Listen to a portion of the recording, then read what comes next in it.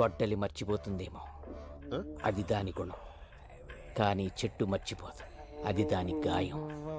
Rhyming బాగుంది కానీ timing దరిద్రంగా ఉంది. కష్టం స్నేహితుడిని చూపిస్తుంది, కన్నీరు శత్రువుని గుర్తిస్తుంది.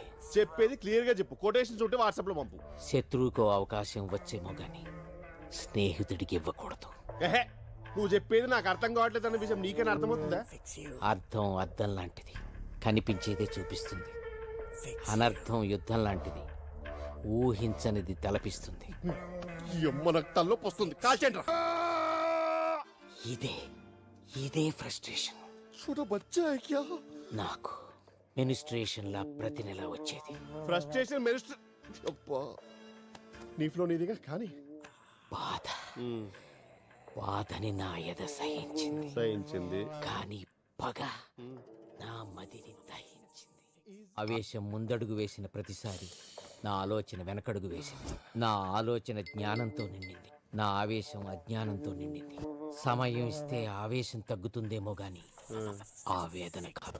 ఆవేశం అగ్గిపుల్ల లాంటిది, ఒక్కసారే వెలిగించవచ్చు. కానీ ఆశయం లైటర్ లాంటిది, ముట్టించుకో. ఎన్నిసార్లైనా వెలిగించవచ్చు.